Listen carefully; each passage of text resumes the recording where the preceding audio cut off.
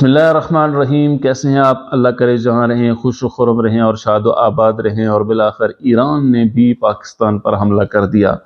اس کے بعد پاکستان نے جو جواب دیا ہے اس کو، اور جو جوابی کارروائی کی ہے، اس کی تفصیل آپ کے سامنے ذکر کرتے ہیں۔ لیکن سوال یہ پیدا ہوتا ہے کہ ایران نے ایسا کیوں کیا؟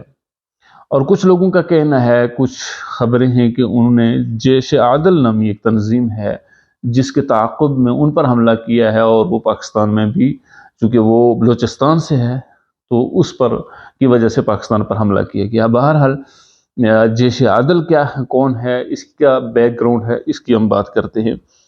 تو جیش عادل کا بہانہ بنا کر پاکستانی سرزمین پر حملہ کرنے والا ایران، ہمیشہ ہم دیکھتے ہیں کہ ہمارے لوگ ایرانی انقلاب سے زیادہ متاثر ہیں۔ اور یہاں پر اگر ہم بات کریں تو مذہب کو ریاست میں مداخلت کو کسی بھی صورت میں قبول نہیں کیا جاتا۔ مذہبی جماعتیں جب سیاست کی بات کرتی ہیں تو ان پر طرح طرح کے الزامات لگائے جاتے ہیں، جبکہ ایران کو ہم بڑا خوبصورت بنا کر پیش کرتے ہیں، جبکہ وہ محض ایک مسلک کا انقلاب تھا۔ وہ کوئی معاشی انقلاب نہیں تھا یا کوئی عوامی فلاح و بہبود کے لیے وہ انقلاب نہیں تھا، وہ محض ایک مسلک کو پروموٹ کرنے کے لیے انقلاب تھا۔ چونکہ اس مسلک کی وہاں اکثریت تھی، جبکہ حکومت دوسرے مسلک کی تھی، بادشاہ تھی، اگرچہ اب بھی بادشاہت ہے، وہاں برائے نام الیکشن ہے، تو اس کی یعنی ہم وہاں اس خصوصی مسلک کے انقلاب کو خوبصورت بنا کر پیش کرتے ہیں، اور اپنے ملک میں مذہب کے نام پر سیاست کرنے والوں کو ہم برا بلا کہتے ہیں۔ اس اعتبار سے ایران ہمیشہ اپنے اس مسلک کو پروموٹ کرنے، اس مسلک کی اجارہ داری قائم کرنے کے لیے پاکستان کے اندر سیاسی طور پر بھی مداخلت کرتا ہے۔ یہ جو فضائی حملہ ہے یا جو زمینی حملہ ہے، اس سے بڑھ کر جو ایران کے خطرناک عزائم ہیں، وہ یہاں پر اپنے اس مسلک کو پروموٹ کرنے کے لیے انہیں معاشی طور پر، وہ نہ صرف یہ کہ وہ انہیں پروموٹ کرتا ہے اور انہیں معاشی فنڈنگ دیتا ہے، بلکہ وہ ہر طرح سے انفلوئنس کر کے اس مخصوص مسلک کو اوپر لانے کی کوشش کرتے ہیں۔ اور کئی ایسی اموات پاکستان کے اندر ہوئی ہیں جن کا براہ راست ذمہ دار ایران ہے۔ اور اگر آپ دیکھیں تو ایران نے صرف پاکستان پر حملہ نہیں کیا ہے، ایران نے اس کے ساتھ ساتھ اس نے جو ہے وہ شام پر بھی حملہ کیا، ایران نے عراق پر بھی حملہ کیا ہے، اور یو اے ای کے ساتھ بھی اس کی گڑبڑ ہمیشہ رہتی ہے، ترکی کے ساتھ وہ ہمیشہ یعنی حالت جنگ میں رہتا ہے۔ تو یہ ایران کی سچویشن ہے۔ ایران نے اس خاص مسلک کو پروموٹ کرنے کے لیے ہر طرف جنگ چھیڑی ہوئی ہے۔ بہرحال جیش عادل اس سے پہلے یہ جند اللہ کے نام سے ایک تنظیم ہوا کرتی تھی جو بلوچستان سے آپریٹ کرتے تھے، اور کہا یہ جاتا ہے کہ القاعدہ سے بھی یہ ایفیلیٹڈ تھے، جند اللہ والے۔ اور جو عبد المالک ریگی ایک ان کے کمانڈر تھے، ان کو ایرانیوں نے گرفتار کر لیا تھا، اور یہ آپ کو یاد ہونا چاہیے کہ پاکستان کے تعاون کے ساتھ اس ریگی جو کمانڈر تھا ان کا، جند اللہ کا، اس وقت اس کو انہوں نے گرفتار کیا تھا۔ اس وقت پاکستان میں پیپلز پارٹی کی حکومت تھی، 2010 کی یہ بات ہے، اور ان کو گرفتار کیا گیا اور بعد میں اس کو سزائے موت دے دی گئی تھی۔ اس کے بعد یہ جیش عادل بنی ہے۔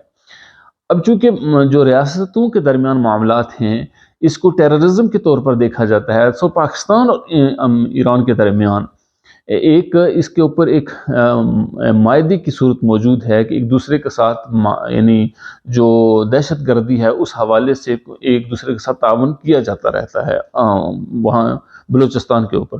اور یہاں یہ یاد رکھنا چاہیے کہ پاکستان کا سب سے لمبا بارڈر انڈیا کے ساتھ ہے، دوسرے نمبر پر ہم افغانستان کے ساتھ ہمارا بارڈر ہے، اور تیسرے نمبر پر ایران کے ساتھ ہمارا بڑا بارڈر لگتا ہے۔ تو اس حوالے سے پاکستان کے ساتھ ان کے جو معاملات تھے وہ بہتر چل رہے تھے ایران کے۔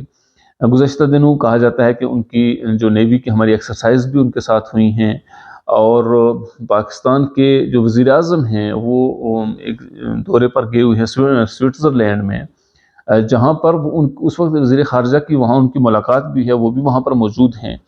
ان سب کے باوجود عراق نے پاکستان کے اوپر حملہ کیا ہے، اور یہ بھی کہا جاتا ہے کہ پاکستان میں چونکہ بہت سے ملیشیاز ہیں یا جہادی ہیں، ان کو ذکر کیا جاتا ہے، لیکن یہ یاد رکھنے کی بات ہے کہ ایران دنیا میں سب سے زیادہ پرائیویٹ ملیشیا تیار کرنے والا ملک ہے۔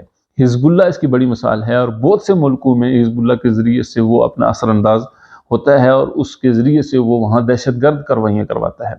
حماس اس کی ایک مثال ہے، حوثی جو ہیں ان کو بھی جو ہے وہ پوری طرح ایران سپورٹ کرتا ہے، اور ایران کے اندر بھی بہت سے پرائیویٹ ملیشیاز کام کرتے ہیں۔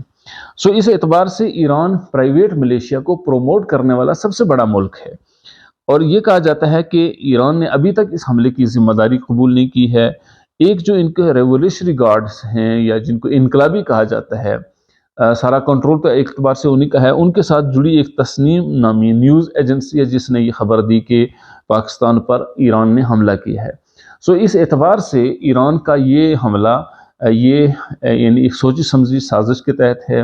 اس پورے ریجن کے اندر یعنی پوری طرح یعنی خوف و ہراس پیدا کرنا، بد امنی پیدا کرنا، دہشت گردی کو پھیلانا اور اس کو پروموٹ کرنا، یہ ایران کا عزم لگتا ہے۔ اگرچہ ایران اسرائیل کے ساتھ اور امریکہ کے ساتھ ہمیشہ گڑبڑ کرتا رہتا ہے، یا ان کے اور ان کے درمیان ہمیشہ یہ زبانی کلامی جنگ جاری رہتی ہے، کبھی بھی ایران امریکہ کے اوپر یا امریکہ ایران کے اوپر کبھی بھی حملہ نہیں کرے گا۔ یہ ہمیشہ لوگوں کو بیوقوف بنانے کے لیے باتیں کی جاتی ہیں، اور ایک اعتبار سے ایران نے پاکستان پر حملہ کر کے پیٹھ میں چھرا گھونپنے کی کوشش کی ہے۔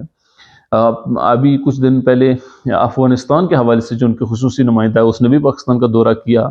ایک ان کی جو خفیہ ایجنسی ہیں اس اعتبار سے بھی ایک وفد ان کا پاکستان میں آیا ہوا تھا۔ اس طرح کے سارے معاملات چل رہے تھے۔ ان سب کے باوجود حملہ کرنا، پاکستان کے اوپر حملہ، ایران کی طرف سے اس منافقت کی علامت ہے جو ہمیشہ سے ایران نے اپنائے رکھی ہے۔ البتہ اس کے بعد گورنمنٹ نے بہت زبردست رسپانس دیا، جو ایک محتاط سے ہی لیکن ایک بولڈ رسپانس پاکستان حکومت کی طرف سے دیا گیا۔ سفارتی تعلقات کو معطل کر دیا گیا، اپنے سفیر کو انہوں نے واپس بلا لیا، اور ایران کا سفیر اس وقت چونکہ ایران میں ہی موجود تھا اس کو وہیں پر روک دیا گیا ہے۔ ایک اچھا سٹیپ پاکستان کی طرف سے لیا گیا ہے، لیکن اس چیز کو سمجھنے کی ضرورت ہے کہ ایران جس مسلک کو پروموٹ کرنے کے لیے پاکستان کے اندر نہ صرف اب تو وہ فضائی طور پر یا زمینی طور پر حملہ آور ہو رہا ہے، لیکن ہماری جو ایوان ہیں اقتدار کے، وہاں پر بھی اور ہر جگہ پر یہ اپنے معاشی طور پر ان کو پروموٹ کر کے سہولت دے کر ان لوگوں کو اثر انداز کرنے اور ان کو اوپر لانے کی کوشش کرتا ہے۔ ریاست پاکستان کو یہ سمجھنا ہوگا کہ ریاست پاکستان کسی ایک مسلک کی ریاست نہیں ہے، یہ عوام کی کا ملک ہے۔ اس میں کسی بھی مسلک کا آدمی ہے، جس مسلک کو بھی باہر سے پروموٹ کرنے کی کوشش کی جاتی ہے اس کو روکنا ریاست پاکستان کی ذمہ داری ہے۔ ہماری ویڈیو کیسی رہی؟ اگر آپ کو پسند آئے تو اسے لائک اور شیئر ضرور کیجیے۔ السلام علیکم ورحمۃ اللہ وبرکاتہ۔